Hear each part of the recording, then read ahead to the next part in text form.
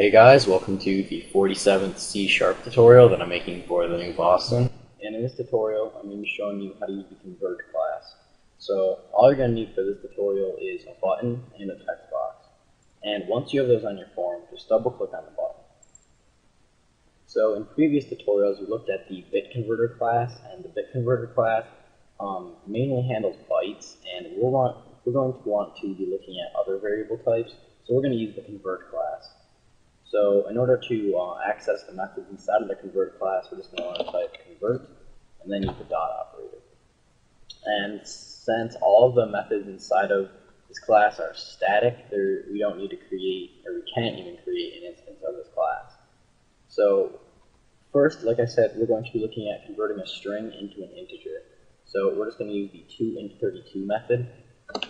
And then, as you can see, it calls for, well, this method is heavily overloaded, meaning that you can pretty much type any variable type inside of here, and it will convert it into an integer, or it will at least try to.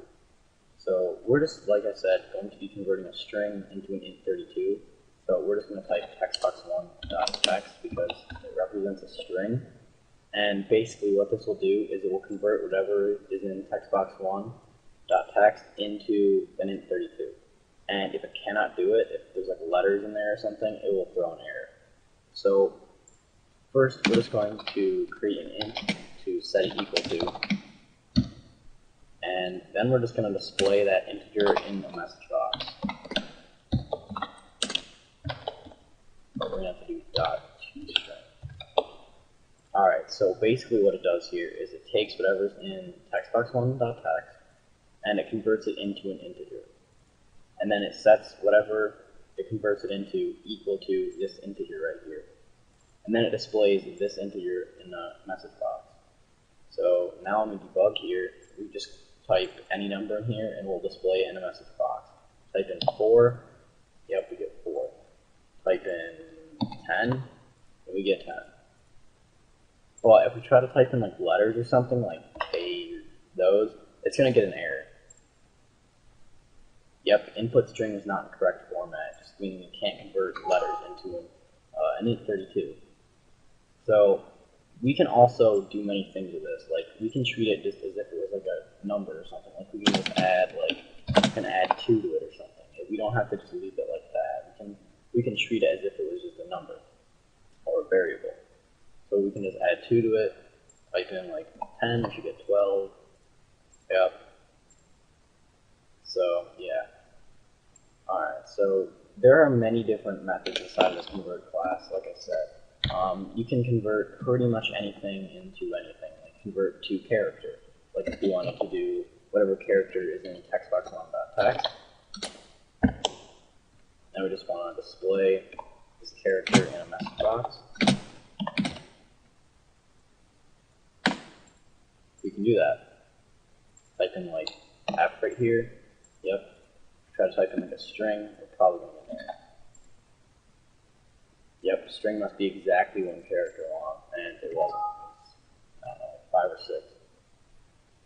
6. There's other methods as well. There's toBoolean, where you can just convert it into a Boolean. And some of these you may say you're probably never going to use them, like this toBoolean, but you'd be surprised. I thought I would never use this toBoolean, but I ended up using it like a few weeks back. So anyways, we just convert textbox1's text into a Boolean.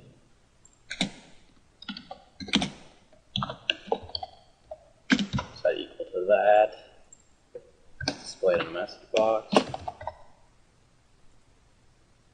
So if we type in true here, we shouldn't get an error. Type in false, we shouldn't get an error. Nope, but if we try to type in like anything besides true or false, we're going to get an error. We just type in that. Yeah, string is not recognized as a valid Boolean. So it's not a bad idea to put a try and catch statement around when you're converting things, because sometimes it won't work out, or like if you're if only some of the time it's going to convert, I would recommend putting a try and catch statement around it so your application doesn't crash. And then you can always just put a message box here saying like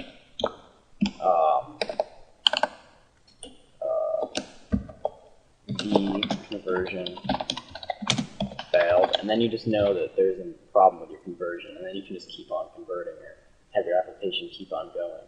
So if we wanted to do like true, we're fine, but if we try to type in like anything else now, we'll just get the conversion failed instead of our application crashing, which is always good. So that's pretty much it for this tutorial on the convert class, but I didn't go over every single method inside of it because it's pretty self-explanatory. Like you just do convert dot and then whatever you want to convert it to. If you wanted to convert it to an int64, then you just set it equal